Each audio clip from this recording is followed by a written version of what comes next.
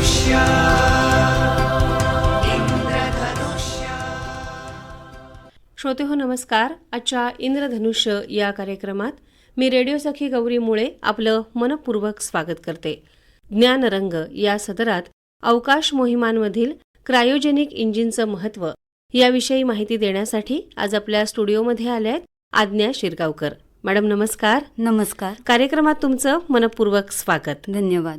Madam, नुकतीच संपूर्ण भारतीयांना अभिमानास्पद ठरलेली चांद्रयान-3 ही मोहीम यशस्वी झाली, ज्या क्षणाची आपण सगळेच जण, सगळे भारतीय अतिशय आतुरतेने वाट पाहत होतो.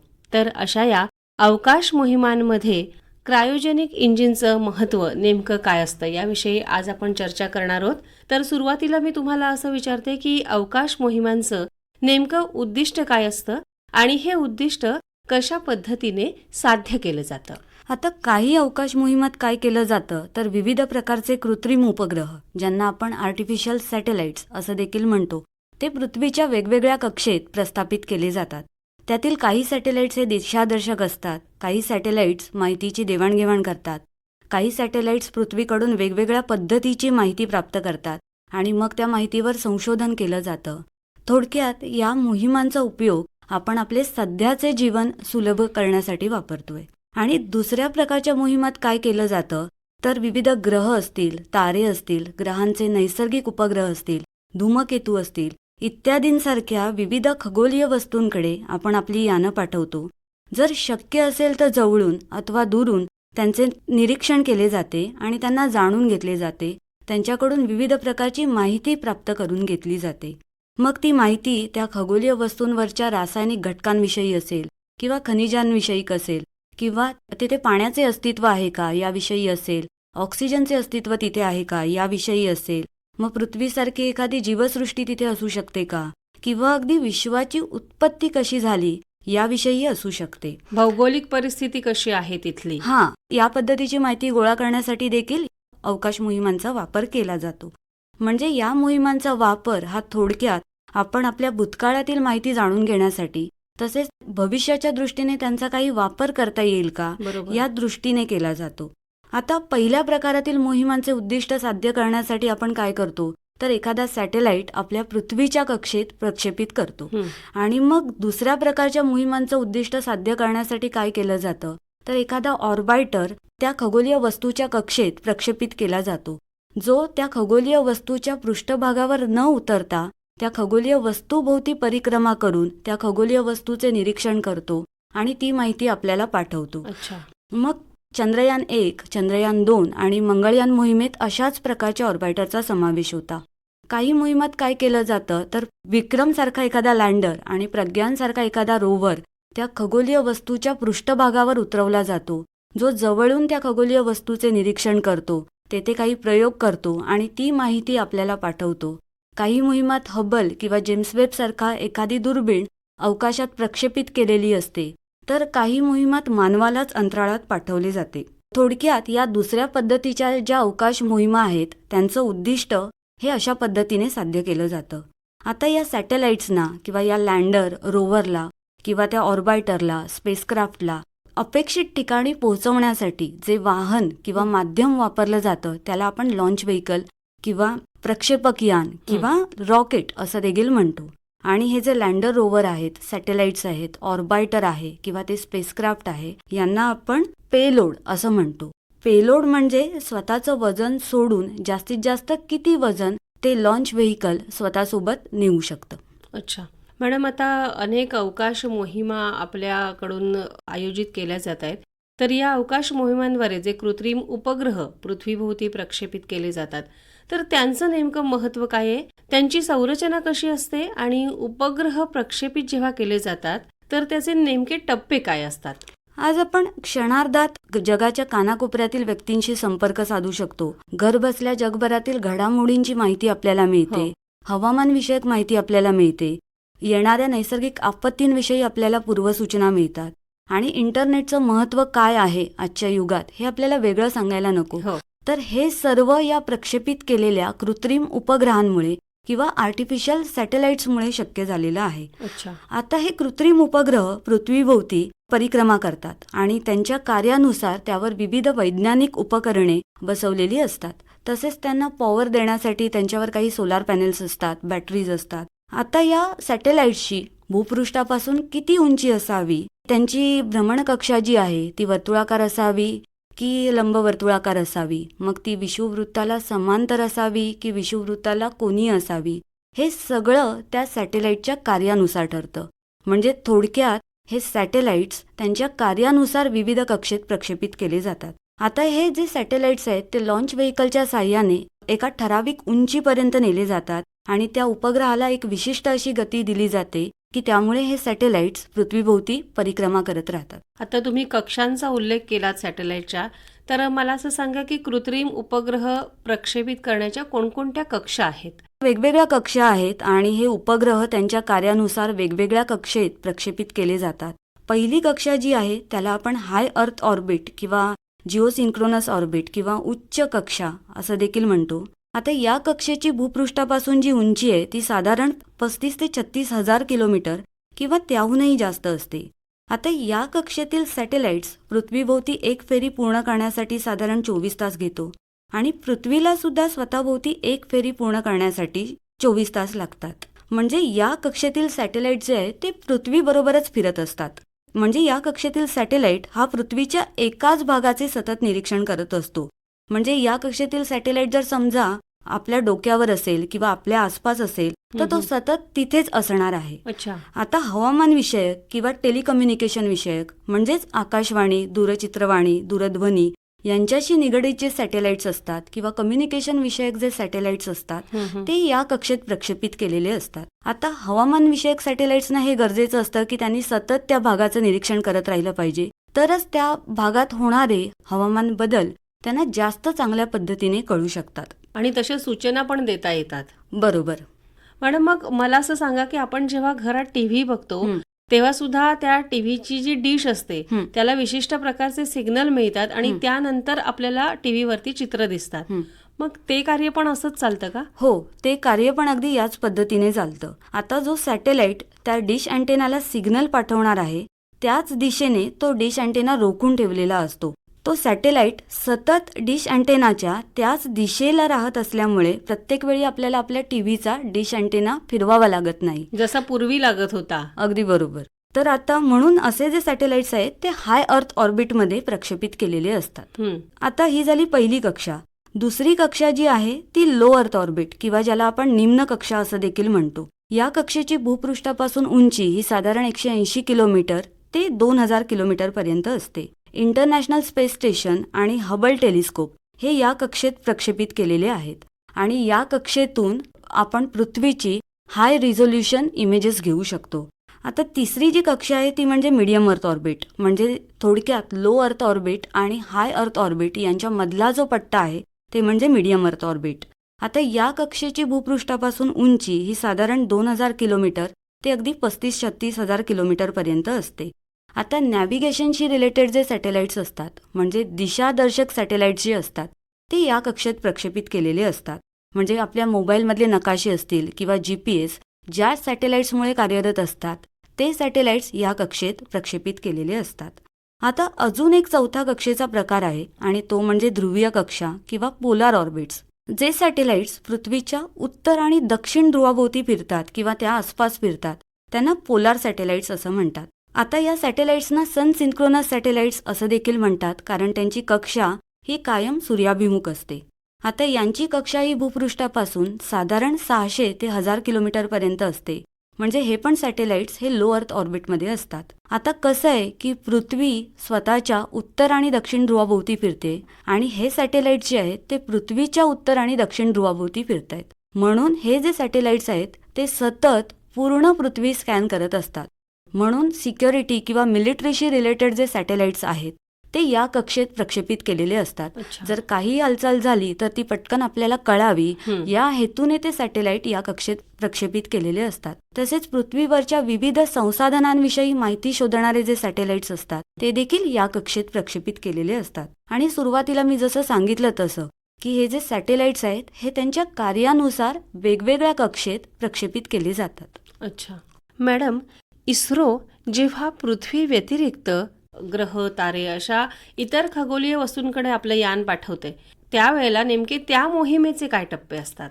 आता इस्रोच्या अवकाश मोहिमांबद्दल सांगायचं झालं तर इस्रोने आत्तापर्यंत भारतीय बनावटीचे आणि परदेशी बनावटीचे अनेक उपग्रह पृथ्वीच्या कक्षेत स्थापित केले आहेत. पण याशिवाय इस्रोने अन्य खगोलीय वस्तूंकडे देखील आपली यानं पाठवली आहेत की ज्यामध्ये 3 चंद्र मोहिमांचा समावेश आहे, एका मंगळ मोहिमेचा समावेश आहे आणि एका सूर्य मोहिमेचा समावेश आहे. आता या दुसऱ्या प्रकारच्या मोहिमांमध्ये देखील इस्रोने काय केलं आहे तर सर्वप्रथम ते यान पृथ्वीच्याच कक्षेत प्रस्थापित केलं आहे. म्हणजे त्या यानाला एक विशिष्ट वेग प्राप्त करून दिला आहे की त्यामुळे ते यान पृथ्वीभोवती परिक्रमा करू लागतं. त्यानंतर हळूहळू ती कक्षा वाढवत नेऊन त्या यानाला पृथ्वीच्या गुरुत्वाकर्षणातून बाहेर पडण्यासाठी अपेक्षित वेग प्राप्त करून दिला जातो. त्यानंतर ते यान पृथ्वीच्या गुरुत्वाकर्षणातून बाहेर पडून त्या खगोलीय वस्तूच्या दिशेने प्रवास करू लागतं. त्यानंतर ते यान त्या खगोलीय वस्तूच्या गुरुत्वाकर्षणाच्या टप्प्यात आलं की ते यान त्या खगोलीय वस्तूंभोवती परिक्रमा करू लागतं. मग हळूहळू ती कक्षा कमी केली जाते आणि त्यानंतर ते यान एका ठराविक कक्षेत त्या खगोलीय वस्तूभोवती किंवा त्या ग्रहाभोवती असेल परिक्रमा करू लागतं. आता कुठल्याही खगोलीय वस्तूकडे थेट पद्धतीने यान न पाठवता इस्रोने आत्तापर्यंतच्या आपल्या मोहिमा या अशा पद्धतीने पार पाडल्या आहेत. आता या मोहिमांचा कालावधी जरी जगातील इतर मोहिमांपेक्षा जास्त असला तरी या पद्धतीने कमी इंधनात आणि कमी खर्चात आपल्याला आपल्या अपेक्षित उद्दिष्टापर्यंत पोहोचता येतं. मॅडम, आपण जेव्हा एखादी गाडी चालवतो तेव्हा त्यामध्ये सुद्धा आपल्याला इंधन भरावं लागतं. इथे तर एक यान आपल्याला पाठवायचं असतं. तर मग अशा वेळेला जेव्हा उपग्रह प्रक्षेपकांमध्ये इंधन वापरलं जातं तर त्या इंधनाबद्दल आपल्याला काही सांगता येईल का? या उपग्रह प्रक्षेपकांमध्ये जास्त करून घन आणि द्रव स्वरूपातील इंधन वापरलं जातं. आता कुठलंही इंधन प्रज्वलित करण्यासाठी आपल्याला ऑक्सिडायझर आणि उष्णतेची गरज असते. आता प्रोपेलंट म्हणजे इंधन आणि ऑक्सिडायझर यांच्या मिश्रणाला या क्षेत्रात प्रोपेलंट असं म्हणतात. आता अगदी आपल्याला काचेचा ग्लास आणि पेटत्या मेणबत्तीचा प्रयोग माहिती असेल. पेटत्या मेणबत्तीवर जर आपण काचेचा ग्लास उलटा ठेवला आणि तो अशा पद्धतीने ठेवला की बाहेरची हवा त्या ग्लासच्या आत जाणार नाही आणि त्या ग्लासच्या आतली हवा ही बाहेर येणार नाही, तर आपल्याला असं दिसतं की काही काळापर्यंत त्या मेणबत्तीचं ज्वलन होतंय आणि त्यानंतर मात्र ती मेणबत्ती विझून जाते. बरोबर. तर आता असं का होतं तर त्या इंधनाला म्हणजे त्या मेणाला जोपर्यंत त्या ग्लासच्या आतला ऑक्सिडायझर म्हणजे ऑक्सिजन मिळत असतो तोपर्यंत त्या मेणबत्तीचं ज्वलन होतं आणि एकदा का त्या ग्लासच्या आतमधला ऑक्सिजन संपला की ती मेणबत्ती विझून जाते. आता पेट्रोल इंजिनमध्ये नक्की काय केलेलं असतं तर त्यात काय इंधन वापरलेलं असतं आणि कोणता ऑक्सिडायझर वापरलेला असतो तर पेट्रोल इंजिन जे आपल्या गाड्यातलं असतं तर त्यामध्ये इंधन म्हणजे पेट्रोल वापरलं जातं आणि ऑक्सिडायझर म्हणजे हवेतील ऑक्सिजन वापरला जातो. तसंच डिझेल इंजिनमध्ये देखील डिझेल हे इंधन म्हणून कार्य करतं आणि हवेतील ऑक्सिजन हा ऑक्सिडायझर म्हणून कार्य करतो आणि मग यांना पुरेशी उष्णता दिली की त्यांचं ज्वलन होतं. आता जर विमानाचं उदाहरण घ्यायचं झालं तर विमान हे भूपृष्ठापासून साधारण 30 ते 35,000 फूट उंचावर उडत असतं आणि या ठिकाणी हवा विरळ झालेली असते, त्यामुळे हवेतील ऑक्सिजनची देखील कमतरता असते. त्यामुळे तिथे एका वेगळ्या मेकॅनिझमद्वारे ती हवा शोषून त्यातील ऑक्सिजन हा त्या इंधनाच्या ज्वलनासाठी वापरलेला असतो. आणि जर अवकाशयानांबद्दल सांगायचं झालं तर अवकाशयानं ही भूपृष्ठापासून खूप उंचावर जातात, तर तिथे हवा विरळ झालेली असते आणि पृथ्वीच्या वातावरणापलीकडे तर हवा आपल्याला मिळतच नाही. मग या यानांना इंधनासोबत ऑक्सिडायझर पण कॅरी करावा लागतो. मॅडम, मुलाखतीच्या पुढच्या टप्प्याकडे जाताना मला तुम्हाला असं विचारायचं की उपग्रह प्रक्षेपक, लॉन्च व्हेकल्स असे शब्द आपल्या बोलण्यात आलेत. तर उपग्रहांना प्रक्षेपित करणारे उपग्रह प्रक्षेपक किंवा लॉन्च व्हेकल्स हे कशा पद्धतीने कार्य करतात आणि त्यांच्या कार्यप्रणालीचे कोणकोणते टप्पे आहेत? आता उपग्रह त्यांच्या निर्धारित कक्षात स्थापित करण्यासाठी उपग्रह प्रक्षेपकांचा म्हणजेच लॉन्च व्हेकल्सचा वापर केला जातो. उपग्रह प्रक्षेपकाचे कार्य हे न्यूटनच्या गतिविषयक 3ऱ्या नियमावर आधारित आहे. म्हणजे अगदी सोप्या भाषेत सांगायचं झालं तर फटाक्यातील रॉकेटचं उदाहरण इथे घेता येईल. आता त्या रॉकेटमध्ये इंधन किंवा प्रोपेलंट हे ऑलरेडी असतंच. आता त्याला पुरेशी उष्णता दिली की ते प्रज्वलित होतं आणि त्याचं रूपांतर वायूत होतं. आता या वायूचे तापमान आणि दाब हा एवढा जास्त असतो की त्याचं प्रसरण होतं आणि तो एक्झॉस्टच्या रूपात त्या रॉकेटच्या खालील बाजूकडून प्रचंड वेगाने बाहेर येतो. आणि याचा परिणाम म्हणून ज्या दिशेने तो एक्झॉस्ट बाहेर येतोय त्याच्या बरोबर विरुद्ध दिशेने त्या रॉकेटवर बल कार्यरत होतं आणि त्या बलाला थ्रस्ट असं म्हणतात. त्या थ्रस्टच्या दिशेने ते रॉकेट प्रवास करतं. म्हणजे थोडक्यात एक्झॉस्टच्या विरुद्ध दिशेने ते रॉकेट प्रवास करतं. आता याच पद्धतीने अवकाशयानातील लॉन्च व्हेइकल किंवा रॉकेट देखील काम करतं. आता उपग्रह किती वजनाचा आहे आणि तो किती उंचावर प्रक्षेपित करायचा आहे यावरून त्या लॉन्च व्हेइकलचा आराखडा ठरतो आणि किती इंधन लागणार, किती ऑक्सिडायझर लागणार हे देखील यावरून ठरतं. आता या यानात इंधनासोबत ऑक्सिडायझर पण न्यावा लागतो. म्हणजे जर एकंदरीत पाहिलं तर या प्रक्षेपकात प्रोपेलंटचंच वजन खूप जास्त असतं. म्हणून मग टप्प्याटप्प्याने बनवलेले प्रक्षेपक वापरतात. म्हणजे समजा एखादा प्रक्षेपक हा 2 टप्प्याचा असेल, मग पहिल्या टप्प्यातील इंधन वापरलं जातं आणि ते प्रक्षेपकाला एक अपेक्षित वेग आणि उंची प्राप्त करून देतं. आणि मग या टप्प्यातील इंधन संपले किंवा ती स्टेज पूर्ण झाली की मग ही स्टेज त्या मुख्य यानापासून वेगळी होते आणि मग या स्टेजमधील साहित्य एका निर्जन ठिकाणी किंवा समुद्रात पाडलं जातं. आता पहिली स्टेज पूर्ण होताना दुसरी स्टेज कार्यरत झालेली असते. म्हणजे दुसऱ्या स्टेजमधील इंधन हे प्रज्वलित झालेलं असतं.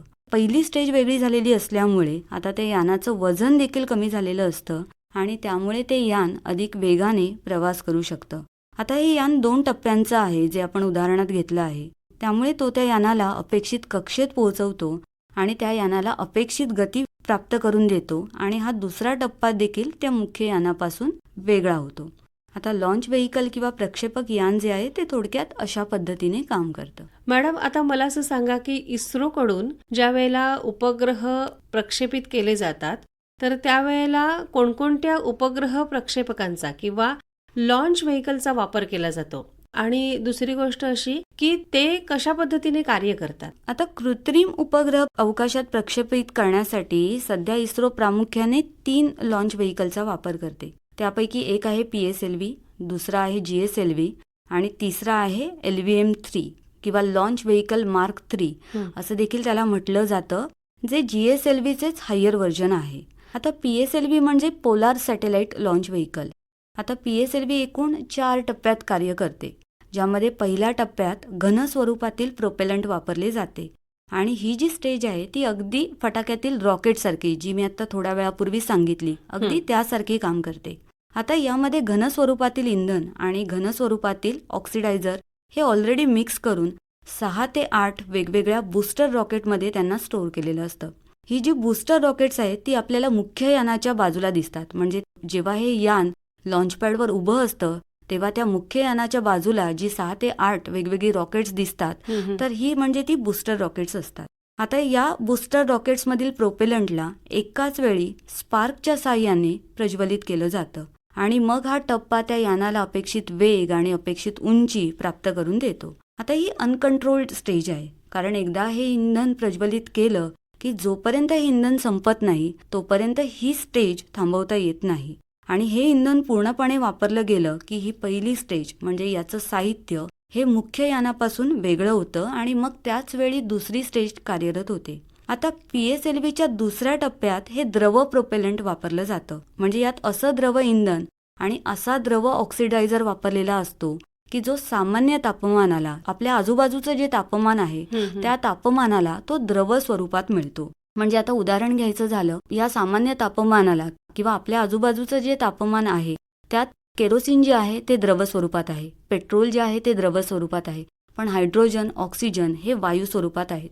मग यात असा द्रव इंधन आणि असा द्रव ऑक्सिडायझर वापरलेला असतो की जो या तापमानाला द्रव स्वरूपात आहे. आता या स्टेजमध्ये इंधन आणि ऑक्सिडायझर हे वेगवेगळ्या कंटेनरमध्ये स्टोअर केलेले असतात आणि त्यानंतर पंपच्या साहाय्याने हे दोन्ही कंबशन चेंबरमध्ये आणले जातात. आता यात पंप वापरण्याचं कारण म्हणजे हे जे प्रोपेलंट आहे ते खूप जास्त प्रेशरने कंबशन चेंबरमध्ये आणणं गरजेचं असतं, तरच त्या इंधनाच्या ज्वलनाने अपेक्षित थ्रस्ट मिळू शकतो. आणि यात इलेक्ट्रिक पंप वापरला जाऊ शकत नाही, कारण त्यासोबत येणाऱ्या बॅटरी या यानाचं वजन आणि आकारमान अजून वाढवतील. त्यामुळे इथे वेगळ्या पद्धतीचे पंप वापरलेले असतात. आता कंबशन चेंबर बद्दल मी बोलले. आता ते कंबशन चेंबर म्हणजे अशी जागा की जिथे इंधनाचं ऑक्सिडायझर आणि उष्णतेच्या सहाय्याने ज्वलन केलं जातं आणि या ज्वलनाने जो एक्झॉस्ट बाहेर पडतो तो या यानाला अपेक्षित थ्रस्ट मिळवून देतो. आता आधीच्या स्टेजपेक्षा या स्टेजचं डिझाईन जरी अवघड असलं तरी ही कंट्रोल्ड स्टेज आहे. आता यात जो पंप वापरला जातो तो थोडक्यात ब्रेक आणि ॲक्सिलरेटर अशी दोन्ही कामं करतो. आणि या दोन्ही स्टेजच्या कार्यक्षमतेची जर समजा तुलना करायची झाली, म्हणजे आधीची घन इंधनावर चालणारी स्टेज आणि आत्ताची द्रव इंधनावर चालणारी स्टेज यांची जर तुलना करायची झाली तर 1 किलो द्रव प्रोपेलंटच्या ज्वलनाने जो थ्रस्ट मिळतोय तो निश्चितच 1 किलो घन प्रोपेलंटच्या ज्वलनाने मिळणाऱ्या थ्रस्टपेक्षा जास्त आहे. त्यामुळे ही जी स्टेज आहे ती अधिक कार्यक्षम आहे. आता ही स्टेज पूर्ण झाली की ती देखील लॉन्च व्हेकलपासून वेगळी होते आणि PSLVची तिसरी स्टेज कार्यरत होते, ज्यामध्ये पुन्हा घन स्वरूपातील इंधन वापरले जाते. आता पहिल्या आणि तिसऱ्या स्टेजमध्ये हा फरक आहे की पहिल्या स्टेजमध्ये 6 ते 8 रॉकेट बूस्टर्स असतात आणि या स्टेजमध्ये फक्त 1 असते. आता ही स्टेज पूर्ण झाली की ती देखील लॉन्च व्हेकलपासून वेगळी होते आणि मग चौथी स्टेज कार्यरत होते, जी अगदी दुसऱ्या स्टेजसारखीच आहे की जी द्रव इंधनावर चालते. आता ही स्टेज त्या यानाला किंवा त्या उपग्रहाला अपेक्षित वेग आणि अपेक्षित उंची प्राप्त करून देते, अपेक्षित कक्षेत प्रस्थापित करते आणि मग ही स्टेज देखील त्या यानापासून किंवा त्या उपग्रहापासून वेगळी होते. आता इस्रोची बहुचर्चित चंद्रयान 1 मोहीम जी आहे, मंगळयान मोहीम आहे आणि हल्लीच प्रक्षेपित झालेली जी आदित्य L1 मोहीम आहे, या PSLVद्वारेच प्रक्षेपित केलेल्या मोहिमा आहेत. आणि PSLV एकूण 1.7 टनापर्यंतचे पेलोड स्वतःसोबत नेऊ शकते. अच्छा. आता इस्रोने विकसित केलेल्या आणि कार्यरत असलेल्या GSLV बद्दल सांगायचं झालं तर GSLV म्हणजे Jio synchronous satellite launch vehicle, ज्याचा वापर आपण हाय अर्थ ऑर्बिटमध्ये सॅटेलाइट प्रक्षेपित करण्यासाठी करतो. आता GSLVच्या एकूण 3 स्टेजेस आहेत. यातील पहिल्या ज्या 2 स्टेजेस आहेत या अगदी PSLV प्रमाणे आहेत आणि तिसरी जी स्टेज आहे ती क्रायोजेनिक आहे. सुरुवातीला भारताने रशियाकडून ही स्टेज आयात केली, पण त्यानंतर 2014ला भारताने सर्वप्रथम GSLVमध्ये ही स्टेज यशस्वीरित्या वापरली. आता हा जो GSLV आहे तो साधारण 2 टनापर्यंतचे पेलोड स्वतःसोबत नेऊ शकतो. आणि इस्रो सध्या वापरत असलेल्या तिसऱ्या लॉन्च व्हेकलबद्दल सांगायचे झाले तर त्याला GSLV मार्क 3 किंवा लॉन्च व्हेकल मार्क 3 असं म्हणतात, जे GSLVचं पुढचं व्हर्जन आहे. आधी यामध्येही भारताने विकसित केलेली हाय थ्रस्ट क्रायोजेनिक स्टेज आहे की जी 4 टनापर्यंतचे सॅटेलाइट्स प्रक्षेपित करू शकते. चंद्रयान 2 आणि चंद्रयान 3 या LVM-3 किंवा लॉन्च व्हेकल मार्क 3नेच प्रक्षेपित केलेल्या मोहिमा आहेत. क्रायोजेनिक इंजिनचा उल्लेख आपण करतोय सुरुवातीपासूनच, तर क्रायोजेनिक इंजिन या मोहिमांमध्ये कशा पद्धतीनं कार्य करतं आणि क्रायोजेनिक इंजिन आणि क्रायोजेनिक तंत्रज्ञान हे अवकाश मोहिमांमधलं एक प्रतिष्ठित तंत्रज्ञान मानलं गेलंय, तर त्याला एवढं महत्त्व का प्राप्त झालंय आणि हे तंत्रज्ञान विकसित करणं खरंच अवघड आणि आव्हानात्मक आहे का? तुम्हाला काय वाटतं? आता क्रायोजेनिक हा शब्द मुळात ग्रीक भाषेतून आला आहे. क्रायो म्हणजे थंड आणि जेनिक म्हणजे उत्पादन. अत्याधिक कमी तापमानाचे निर्माण करणे आणि त्याचा वापर करणे याला भौतिकशास्त्रात क्रायोजेनिक असं म्हणतात किंवा अतिशीत तंत्रज्ञान असं देखील म्हणतात. आता क्रायोजेनिक इंजिन हे GSLVच्या तिसऱ्या टप्प्यात वापरण्यात येते. मुळात आपल्याकडे घन इंधनावर चालणारं एखादं इंजिन असताना आणि द्रव इंधनावर चालणारं इंजिन असताना या तिसऱ्या इंजिनची गरज काय? तर आपल्याला इथे एक गोष्ट लक्षात घ्यावी लागेल की आपल्याला आपली अवजड यानं किंवा अवजड उपग्रह हे हाय अर्थ ऑर्बिटमध्ये म्हणजे पृथ्वीपासून खूप उंचावर प्रक्षेपित करायचे आहेत आणि त्यामुळे इथे अशा इंधनाची गरज आहे की जे जास्तीत जास्त थ्रस्ट कमीत कमी वजनात देऊ शकेल. बरोबर. आता जास्तीत जास्त थ्रस्ट कमीत कमी वजनात कोण देतो तर तो हायड्रोजन देतो. म्हणजे समजा मी एका क्षणात 1 ग्रॅम हायड्रोजन प्रज्वलित केला आणि 1 ग्रॅम अन्य एखादं इंधन प्रज्वलित केलं तर हायड्रोजनच्या ज्वलनातून एका क्षणात मिळणारा जो थ्रस्ट आहे तो निश्चितच दुसऱ्या इंधनाच्या ज्वलनातून मिळणाऱ्या थ्रस्टपेक्षा जास्त आहे. पण आता हायड्रोजनचं जर ज्वलन करायचं असेल तर त्यामध्ये कोण चांगल्या पद्धतीने ऑक्सिडायझर म्हणून काम करू शकतो तर तो ऑक्सिजन आहे. म्हणून मग हायड्रोजनच्या ज्वलनासाठी ऑक्सिजन हा ऑक्सिडायझर म्हणून काम करतो किंवा मला असं देखील म्हणता येईल की ज्वलनासाठी हायड्रोजन आणि ऑक्सिजन हे एक बेस्ट कॉम्बिनेशन आहे. आता आपल्या आजूबाजूच्या तापमानाला किंवा या सामान्य तापमानाला जो हायड्रोजन आहे तो वायू स्वरूपात आहे आणि या यानातून जर हा हायड्रोजन वायू स्वरूपात न्यायचं म्हटलं तर तो खूप जास्त जागा व्यापेल आणि मग त्यासाठी एखादा मोठा कंटेनर लागेल आणि एकंदरीतच त्यामुळे त्या यानाचं वजन आणि आकारमान वाढेल. बरोबर. मग याला पर्याय म्हणून त्या हायड्रोजनचं रूपांतर द्रव स्वरूपात केलं जातं. अच्छा. आणि आता हा द्रवरूपी हायड्रोजन लहान कंटेनरमध्ये साठवणं शक्य असतं. आता याच कारणामुळे ऑक्सिजनचं देखील रूपांतर हे द्रव स्वरूपात केलं जातं. पण आता हा जो द्रवरूपी हायड्रोजन आपल्याला मिळतोय तो -253 डिग्री सेल्सिअसला आणि जो द्रवरूपी ऑक्सिजन आपल्याला मिळतो तो -183 डिग्री सेल्सिअसला.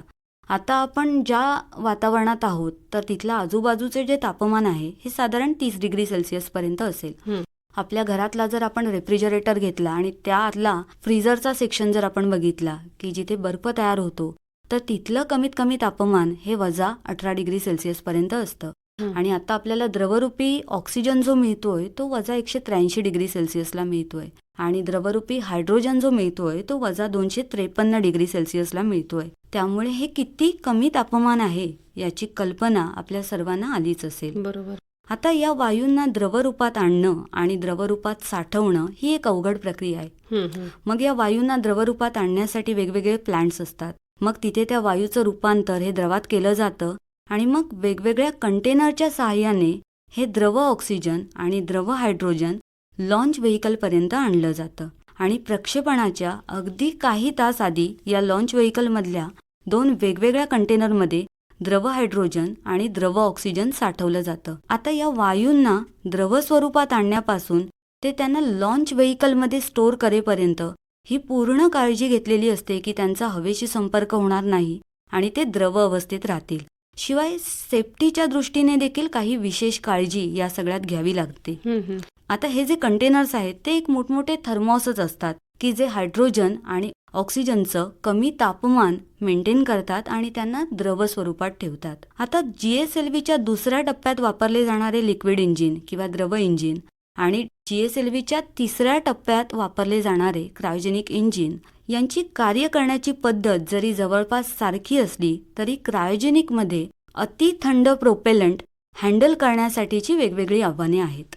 आता या आव्हानांबद्दल सांगायचं झालं तर या लॉन्च व्हेकलमधलं तापमान जेव्हा आधीच्या 2 स्टेजेस या प्रज्वलित झालेल्या असतात तर त्यावेळी त्या लॉन्च व्हेकलमधलं जे तापमान आहे ते खूप जास्त असतं आणि मग त्या कंडिशनमध्ये त्या हायड्रोजन आणि ऑक्सिजनला द्रवरूपात ठेवणं हे एक मोठं आव्हान असतं. शिवाय हे प्रोपेलंट्स ज्या पाईपमधून जातात त्या पाईपसाठी योग्य मटेरियल शोधणं हे अजून एक आव्हान आहे. कारण खूप कमी तापमानामुळे हे जे मटेरियल आहे ते आकुंचन किंवा प्रसरण पावू शकतं आणि त्यामुळे एकंदरीतच या यानातल्या वेगवेगळ्या भागांची रचना बदलू शकते. आता क्रायोजेनिक प्रोपेलंट त्या कंबशन चेंबरमध्ये अति दाबाने पाठवण्यासाठी एक वेगळ्या प्रकारचा पंप इथे डिझाईन करावा लागला. तसेच क्रायोजेनिक प्रोपेलंटची वैशिष्ट्ये लक्षात घेऊन तसा कंबशन चेंबर इथे डिझाईन करावा लागला. आता एवढी सगळी आव्हाने असताना हे तंत्रज्ञान नेमकं का वापरलं जातं तर आपल्याला आपली अवजड यानं ही खूप उंचावर प्रक्षेपित करायची आहेत आणि त्यासाठी अशा इंधनाची किंवा अशा तंत्रज्ञानाची गरज आहे की जी जास्तीत जास्त कार्यक्षमता आपल्याला देऊ शकतात. आता जर सांगायचं झालं तर एका क्षणात 1 किलो घन प्रोपेलंटच्या ज्वलनातून मिळणारा थ्रस्ट, 1 किलो द्रव प्रोपेलंटच्या ज्वलनातून मिळणारा थ्रस्ट आणि 1 किलो क्रायोजेनिक प्रोपेलंटच्या ज्वलनातून मिळणारा थ्रस्ट यांची जर आपण तुलना केली तर 1 किलो क्रायोजेनिक प्रोपेलंटच्या ज्वलनातून मिळणारा जो थ्रस्ट आहे तो निश्चितच जास्त आहे. म्हणजे या इंजिनची किंवा या स्टेजची जी कार्यक्षमता आहे किंवा इफिशियन्सी जी आहे ती जास्त आहे. आता गाडी विकत घेताना पण आपण मायलेजचा विचार करतो. जो जास्त मायलेज आपल्याला देईल त्याची कार्यक्षमता किंवा त्याची इफिशियन्सी ही तेवढी जास्त असते. मग आता एवढ्या मोठ्या आणि एवढ्या खर्चिक अवकाश मोहिमेत या कार्यक्षमतेचा विचार केला जाणं हे तर अगदीच साहजिक आहे. बरोबर. आता कसं आहे की एखाद्या प्रयोगशाळेत हे वायू द्रवरूपात आणणं, त्यांना साठवणं आणि त्यांचा वापर करणं हे बऱ्याच क्षेत्रात बऱ्याच गोष्टींसाठी केलं जातं. पण अवकाश मोहिमात त्यांचा वापर करणं हे खरंच एक आव्हानात्मक काम आहे आणि भारताबरोबर केवळ अन्य 5 देश आहेत की जे या तंत्रज्ञानाचा वापर हा अवकाश मोहिमात करतात. म्हणून या टेक्नॉलॉजीला किंवा या तंत्रज्ञानाला एक विशेष महत्त्व प्राप्त झालेले आहे. आता सुरुवातीला भारताने रशियाकडून ही क्रायोजेनिक स्टेज आयात केली, पण त्यानंतर काही कारणास्तव भारताला हा निर्णय घ्यावा लागला की ही जी क्रायोजेनिक स्टेज आहे ती भारताला स्वतः विकसित करावी लागेल. आणि त्यानंतर मग 15-20 वर्षांची अखंड मेहनत आणि 2014ला GSLVचे यशस्वी उड्डाण की ज्याची 3rd स्टेज क्रायोजेनिक आहे, हं. यासाठी खरंच आपल्या शास्त्रज्ञांचं आणि तंत्रज्ञांचं कौतुक करावं तेवढं प्रश्नच कमी आहे. नाही. प्रश्नच नाही. मॅडम, एखादी अवकाश मोहीम जेव्हा आपण म्हणतो ना, तर त्याच्या मागे एवढी मोठी प्रोसेस असते अगदी आणि तरच ती मोहीम यशस्वी होते. बरोबर. आज तुम्ही इथे आलात आणि ही सगळी प्रोसेस, तसंच क्रायोजेनिक इंजिनचं महत्त्व या प्रोसेसमध्ये काय आहे, तर याविषयीची अतिशय सविस्तर अशी माहिती तुम्ही आमच्या श्रोत्यांना दिलीत. त्याबद्दल आकाशवाणीच्या वतीने आणि आमच्या श्रोत्यांच्या वतीने मी तुमचे आभार मानते. नमस्कार. धन्यवाद. इंद्रधनुष्य